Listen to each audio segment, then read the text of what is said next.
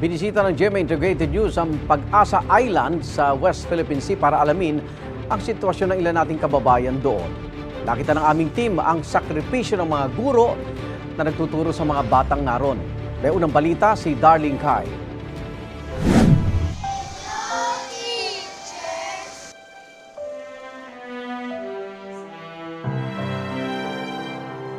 Pagkatapos ng klase, umuuwi na ang mga mag-aaral ng Pag-asa Island pero hindi nababakante ang ilang silid-aralan dito.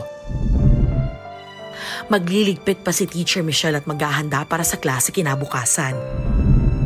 Pagkatapos niyan, ihahanda niya na ang kanyang higaan. Dito rin kasi sa classroom nakatira ang 44 na taong gulang na si Teacher Michelle.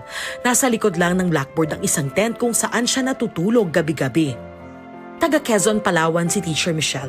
Hindi raw niya inasahan na ganito ang aabutan nilang sitwasyon pagkarating sa Pag-asa Island. Parang nadismaya ka, pero that time po parang no choice ka na rin. Kailangan mo maging ma-adapt yung kung anong meron dito sa isla kasi malayo nga po siya sa mainland. Sa barko pa lang po, medyo hirap na po kami. Gusto ko na bumaba ng barko. Pero hindi mo magawa kasi kalagitnaan ka na po. So go na lang po. Hindi nagtagal, nakapag-adjust din naman daw si Teacher Michelle. Kahit papano ay naging komportable na rin siya sa higaan sa loob ng kanyang tent. Hirap po kasi sanay ka dati sa kama, tapos ngayon sa sahig ka lang. Pero later on, mga 1 month sobra, nakasanay na lang din. Ang 34 na taong gulang namang si Teacher Ayen, nag-set up na lang din ang higaan dito sa supply room ng kanilang classroom. Nung pagdating namin dito, kahit papaano may tirahan po kami na na-provide. Pero yun nga lang po, crowded po kami kasi nung time na yun is 6 kami sa isang bahay. Kaya yan na lang po, nag-adjust na lang po kami. Adjustment na lang kami. Hanggang sa napunta kami dito. Hirap daw sila tuwing umuulan dahil pumapasok ang tubig sa kwarto. Pag nag-ulan, malakas yung hangin, pumapasok po sa bintana yung tubig. Kaya yun ang experience namin, magpuyat sa kakaano ng tubig, pagpapatuyo ng sahig. Aminado ang kinatawan ng lokal na pamahalaan ng Kalayaan, Palawan na hindi sapat ang tirahan ng mga guro sa isla ng Pag-asa.